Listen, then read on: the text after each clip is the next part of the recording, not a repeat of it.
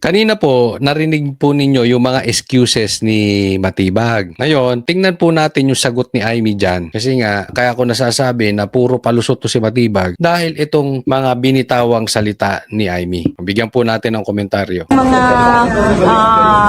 empleyado, ang ating mga abogado sa Legis, sa opisina namin, sina Senator Gatchalian at Senator Subiri, nagbabakate na daw ng premises nila. Kaya nagtaka kami, bakit alam ba nila ang mangyayari? Dahil kami nagkakaupos at inaabangan. O, kita nyo, may mga senador na alam na may mangyayari. Alam nyo, natanggap ko din yan. May mga nagme-mensahe sa akin. O, kaya nga, may show lang kami sa SMNI at dapat, papunta kami dyan. Kaya lang nagkaroon kami ng programa sa SMNI. Papunta kami dyan kasi alam namin may mangyayari. At yung narinig ng mga senador na nasa kabilang parlor, nadinig din namin. Okay? Galing po mismo. Kaya A1 information po yan. Kaya ako lang sinasabi ngayon kasi binitawan na ni Aimee. Pwede ko nang banggitin. Pero before that, alam na namin. Hindi po galing kay Aimee. Kasi nga siya hindi niya alam eh. Ngayon niya lang nalaman. Nung may mga senador, nag-e-empake na kasi may mangyayari. You know why? Nakita rin po namin yan sa KOJC. Ganyan po ang galawan. Ganyan po ang mga instruction ni Bongbong Marcos. Yung huling araw, meron din kaming natanggap na instruction. Even yung pagsugod nila, alam namin yung araw. Hindi ko sinasabing magaling kami, pero tatandaan po natin, hindi po lahat ng nasa pulis, hindi po lahat ng mga sundalo, hindi po lahat ng uniform men sang-ayon sa ginagawa nila. Hindi po lahat ng politiko sang-ayon sa ginagawa nila. Hindi po lahat ng vlogger sang-ayon sa ginagawa nila. Lumilipad po ang balita at nakakapasok sa amin. Kaya ngayon may mangyayari dyan, may lumilipad-lipad na helicopter. Sabi, ganyan-ganyan sa KOJC. Alam na namin yung ganyang diskarte. So, Bongbong Marcos. Yung pagdating ng mga articles of impeachment kasi talagang determinado kami na talagang mag-convene ka agad para walang masabi yung tao na pinagtatakpan o dinedelay. Gustong-gusto namin na tanggapin na yung articles of impeachment. Andun kami, mahinahon na nagkakaupos, pinag-uusapan kung anong dapat gawin. Biglang ang balita, pati daw si Rules Secretary, si Mavic Garcia, nakatanggap din ng abiso na umalis ka na dyan, magkakagulo. Bakit alam nila? Kaya ako nagtataka. Umalis ka na dyan, magkakagulo. Alam nila. Alam ng minority. Kakagulat, no? May nangyari ba? Oh, of course, meron. Ang balita, si Senator Lore nakatanggap din ng abiso. Pero ayaw naman niya maniwala. Ayaw niya kaming iwanan. Kaisa-isa, majority nakatanggap. Pero alam nyo, si Loren galing yan dun sa kabilang kampo, di ba? Lumipat lang yan. Oh. So, yung originally galing dun sa kabilang kampo, yan yung mga nakatanggap ng info. Tatak ako, bakit yung iba pinagsabihan? Ibig sabihin, may nakakaalam, meron ding naiwan, katulad namin, dun sa putukan, sa... Alam mo, kanina yan nga ang tanong ko sa SMNI. Sabi ko, bakit ang naiwan sa loob, puro galing sa majority, asa na yung minority? Yung grupo nila Tito Soto, yung pala merong alam.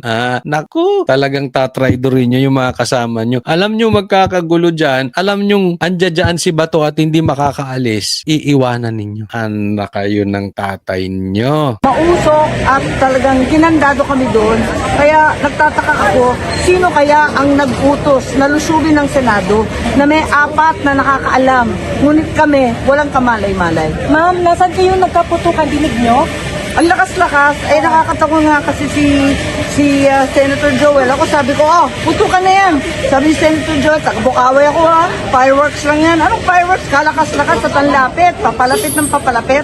Doon sa amin, sa office ni SP, nagbibiruan pa kami, hindi kami maniwala hanggang pumasok yung mga employees na tataranta, tinaharang na yung mga pinto at nakakalapit na yung mga NBI o kung sino man ang nagpaputok. So talagang Senate siege ang dating, hindi ko maintindihan. Yeah, Senate siege. Diba? Naalala nyo yung KOJC siege, 16 days. Same script, same style. Oh. Dapat naman isi-siege dito sa kagustuhan ba nila ito, maaresto si Senator Bato? Dapat sumunod lang sila sa Korte Suprema. Sinabi naman ng Korte Suprema, 72 hours may TRO na. Ano pang gusto nyo?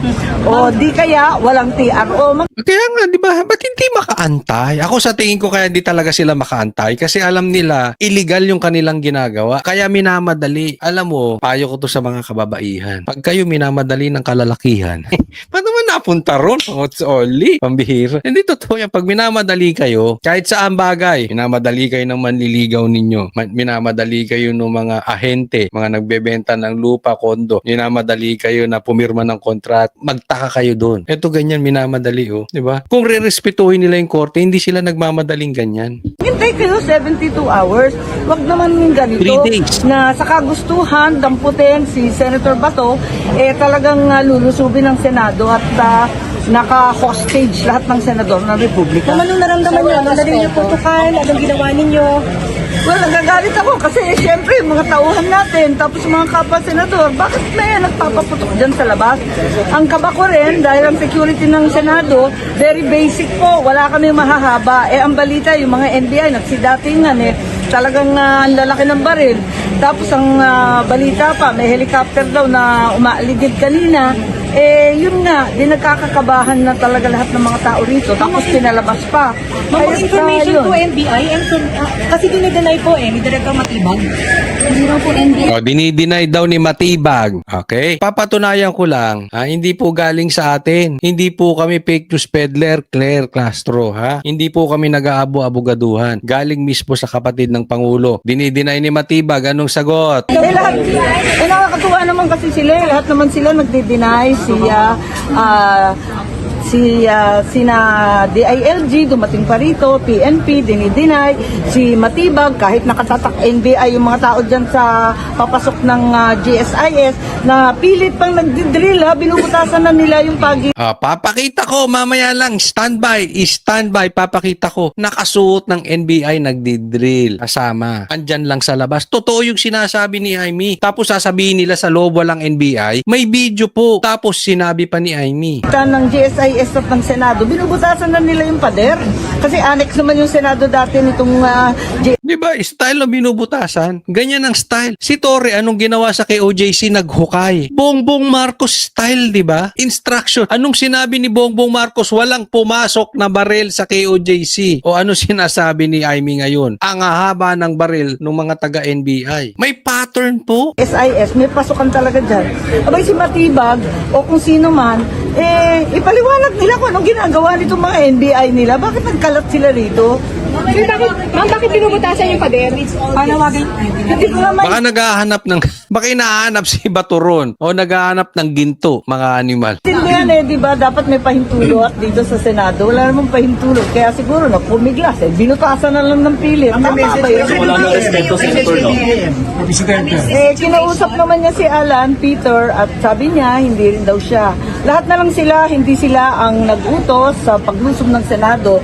Kaya, ano ba ito? Flood control na ulit? Oo, Ano ba ito, flood control? Hindi ako, Senator Jaime, baka ang nag-utos sumugod dyan, Banateros. Total, wala namang hindi inaamin ng pulis, hindi rin inaamin kasi ni John Vic, hindi rin inaamin ni Matibag, hindi rin inaamin ng kapatid mo. Hindi kaya Banateros ang nag-utos. Ha? Baka si Torre, baka si Trillanes ang nag-utos. Hindi na natin alam di ba? Walang umaamin hindi natin maintindihan. Baka malay nyo ako. Malay nyo, dito si Bato sa katabi ko. Dito nagtatago. Puro kasinungaling. Hindi puro sinungalingan na lang ang sinasabi ninyo. Pero siege po ang ginagawa, di ba? Kababuyan po. Sige, taas ang kamay dito. Baka nung panahon na hindi pa ako buhay. Naka-experience na ba kayo ng ganyan sa Senado? May nagdidrill, may nagbabarilan, may pumapasok na hindi naman dapat pwedeng pumasok, nang bubugbog ng usaa. Alimbawa, ako pumasok dyan, mambugbog ng usaa. Palagay ko habang buhay akong ikukulong. Di ba? Tapos yung mga yan, NBI agent mambubugbog. Ay, wow. Wow, wow.